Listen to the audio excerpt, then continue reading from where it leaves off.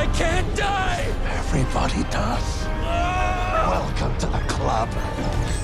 To be very honest, after the Duffer Brothers tanked the Stranger Things finale, you would have to forgive me if I did not sound too excited for their next show. But given that I sat down and binged all 8 episodes of the Burrows in less than a day's time, you know that means it's definitely worth your time.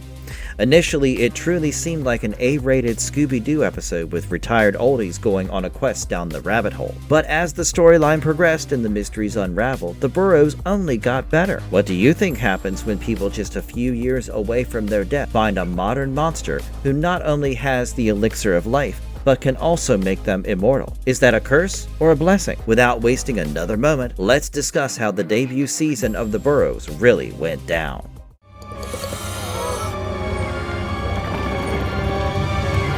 In case you are wondering, the Burrows is a post-retirement community built by the Shaw family as a safe haven for elderly people to spend their remaining golden years in peace. Even if this town is built deep inside the desert, the Burrows have everything, starting from a community center to cinemas, fine dining restaurants, and even a mental health institution they very fashionably call the Manor. Anyway, the show wastes absolutely no time to get straight to the action, as it literally opens with a woman named Grace being brutally killed in her own home by a strange creature with glowing eyes and multiple spider-like legs. At first, we have no idea what this monster is or what's happening, although right before her death, Grace was on a video call with her husband, Edward, who tells her about an owl living in the walls. As creepy as it sounds, that absolutely does not make sense. After that, the story shifts to Sam Cooper, a retired aeronautical engineer who arrives at the Burrows with his daughter Claire and son-in-law Neil, who were there to help him move Grace's house 2 months after her death. It was really not shocking how Sam immediately comes across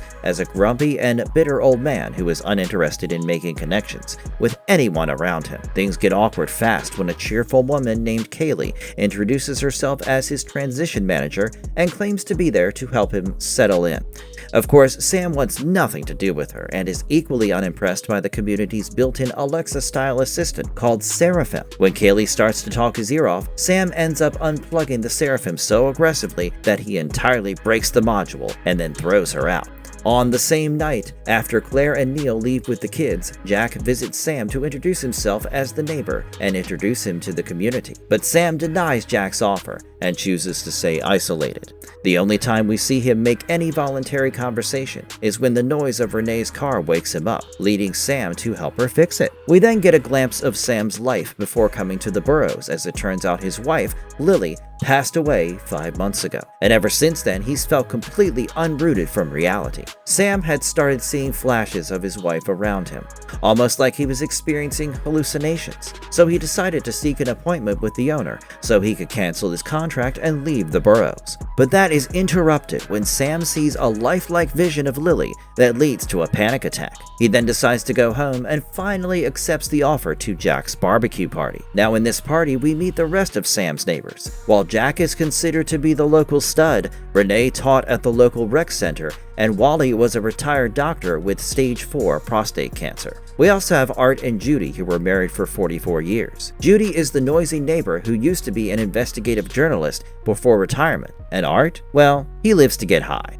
Sadly, Sam's attempt to open up and socialize in the party doesn't last very long, mainly because of 2 terrifying incidents that happened back to back. The first comes when a strange man suddenly breaks into his house holding a knife. Sam eventually realizes the intruder is Edward, Grace's husband, and the situation escalates fast when Edward becomes agitated and stabs Sam before security or staff are able to intervene. Thankfully, people were already searching for Edward, so Sam is rescued before things get even worse. Naturally, the whole ordeal leaves him badly shaken. To calm things down, Blaine Shaw, the CEO of the Burrows, personally takes Sam to the manor, where he forces Edward to apologize for the attack. Even though this encounter did ease Sam's nerves, things only got stranger later that night, as Sam woke up to the sound of his neighbor Jack's medical alarm blaring next door. Since Jack used a sleep apnea machine, Sam thought it was some kind of medical emergency, so he rushed over and smashed a window with a hammer to get inside. But what he finds horrifies him, as the same glowing-eyed, spider-like creature that killed Grace is seen crouched over Jack and seemingly sucking something out of his mouth. In response, Sam swings the hammer and hits the creature, but it escapes before he can stop it. Afterward, when the paramedics arrive, Sam tries to explain what he saw and nobody believes him. Instead, they suggest he come to the hospital for a psychological evaluation. As he understood how crazy his story sounded, Sam decided to keep the full story to himself, especially after Blaine passively warned him. Later on, Sam visited the manor again to speak with Edward directly, hoping to get some answers. At first, Edward still seemed completely unhinged, rambling about things that don't make much sense. But then he kept repeating how the owl was in the walls and the key was in the light, over and over again. Even though it sounded cryptic, Sam decided to follow the clue by taking apart all the light fixtures throughout his house and searching for anything unusual. Initially, he found nothing, but he later found an actual key hidden in the bathroom light. Now this key leads him to a storage unit where he only finds a taxidermied owl.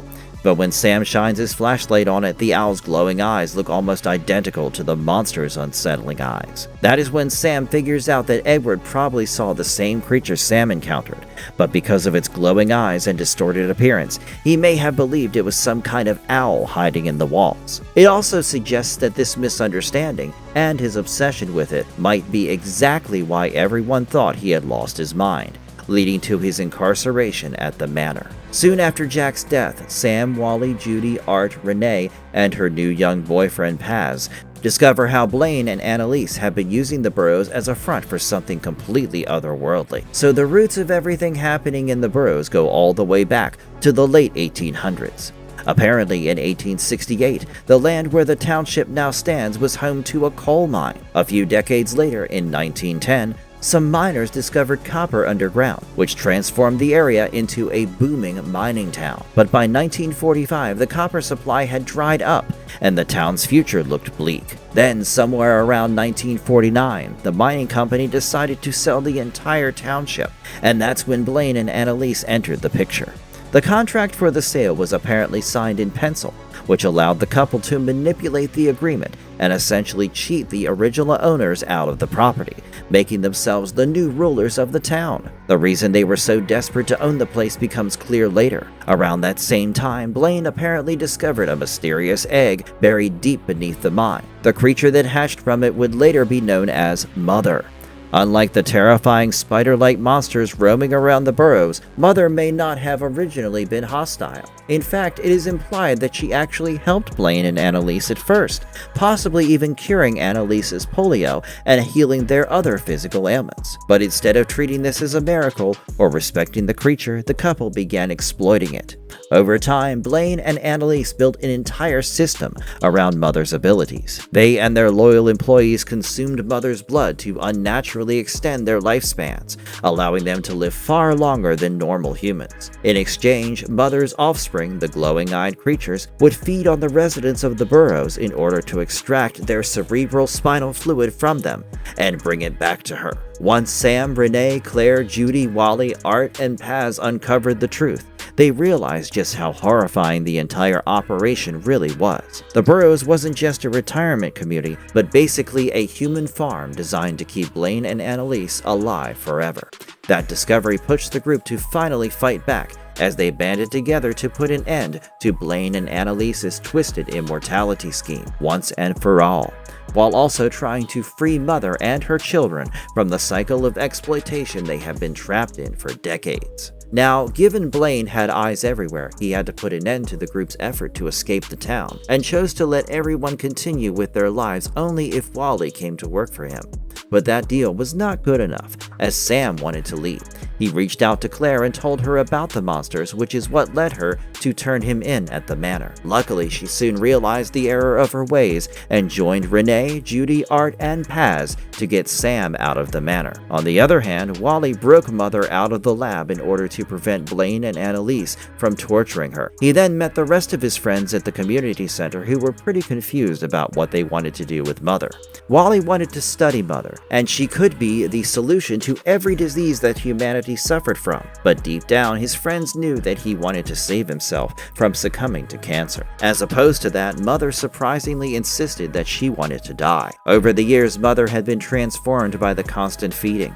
Since her children kept bringing her human brain fluid, she gradually became more humanoid in appearance, while the humans consuming her blood were slowly becoming less human themselves. Despite all that, Mother still never learned how to properly speak. Instead, she communicated through a kind of telepathy, by projecting herself into people's minds and speaking to them that way. That's actually how she'd been communicating with Sam ever since he first arrived at the Burrows. So when Wally and the others began debating what to do with her, Mother used Sam as a way to finally express what she wanted. Well, Mother asked Sam to take her back to the exact spot in the coal mines where she was born, where Blaine had discovered her egg decades earlier.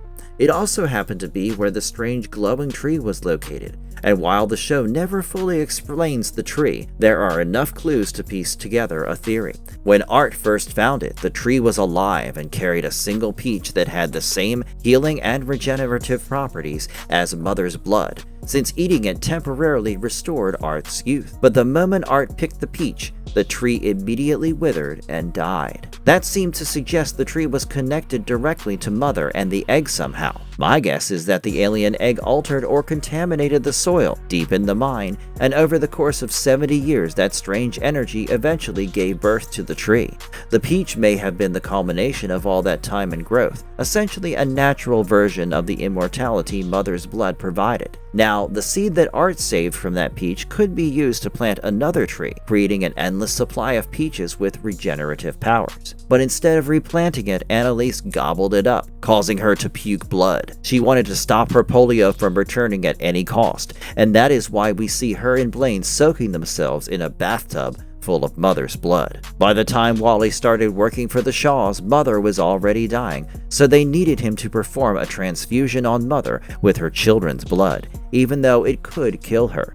Anyway, coming back to Sam and his friends, they start chalking up plans to get to that cave and do everything possible to fulfill Mother's death wish. However, by the time they could make their move, Blaine and Annalise arrived at the community center with their little posse to capture them. In order to buy them some time to find their way within the tunnels connected to the oven, Art and Judy kept the Shaws distracted. Once they got to the caves, Mother requested her kids be freed from their cages. So the gang split up again, with Paz and Renee going to the basement of the security center to free the kids, while Wally, Claire, and Sam continued to go towards the cave.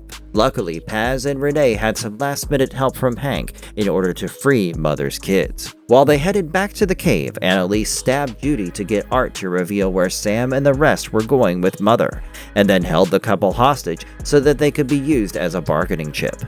After learning that they were in the tunnels, Blaine had blocked all the entry points down there in such a fashion that they would be forced to come back to Sam's house. But that proved to be quite a mistake, as Sam's house was full of the television sets he had weaponized with his engineering skills. This meant Blaine and his posse were walking into a trap. Once they arrived there, Sam and Claire blasted Blaine and Annalise with the concentrated light beams from their upgraded television sets, causing them to neutralize. While Ernest and Annalise got disintegrated by the light beams, the televisions short-circuited when it came to Blaine, leaving him incapacitated. Now, the crew made a run to get Mother to her resting place, but before that, Judy's situation kept getting worse as she was losing a lot of blood. That is when Mother stepped out of her wheelchair, and with one touch, she brought Judy back to life. As per Mother's request, Sam then rushed her to the cave by himself and placed her underneath the glowing tree. After thanking him, Mother announced that she was about to explode, but moments after that, Blaine gained his consciousness, reached the cave, and started assaulting Sam for killing his wife. Amidst this, all of Mother's children reunited with her, and after Sam insisted she let go, the entity exploded along with her children. While Blaine was charred to death, for some reason nothing happened to Sam, even though he was in the blast radius. In fact, as a way to show her gratitude, Mother used her powers to let Sam spend a few seconds with his deceased wife, Lily. Even though we don't know how that could be possible, we know that Mother didn't perceive time linearly. So it is possible that she helped transport both Sam and Lily's consciousness to the time before the latter's death. In doing so, both of them knew what was about to happen, and they got to relive their last memory together on a happier note. Having said that, by the end of the Burrows, Sam, Claire, Neil, Judy, Wally, Art, Paz, and Renee were seen having dinner together at Sam's house, which had been miraculously renovated. Claire then pointed out that the injury on Sam's head was leaking, and when he went into his bathroom to fix that up, Sam began glitching. He somehow didn't care for it, as he went back to the dinner party right after. The camera then panned over the township as everything seemed a little too fine. While a second season has not been greenlit yet, I think Sam was imbued with Mother's powers during the explosion, which is why he was glitching. Maybe he gets injured just like regular humans, but at the same time, he's probably gonna outlive everyone else in that room. Moreover, we know that Sam's mind split when he felt his wife die, and that changed him, so maybe with the exposure to Mother's powers in the blast, he too can experience time non-linearly, and was briefly reunited with Lily. Or maybe the next season will show Sam in a coma after the explosion, and he has created this idyllic version of the township in his head while his body is recovering in the real world. Of course, he cannot die, given it is his story, but I am excited to see if he did end up becoming an alien hybrid. Having said that, what are your theories for the next season? Let us know in the comment box below.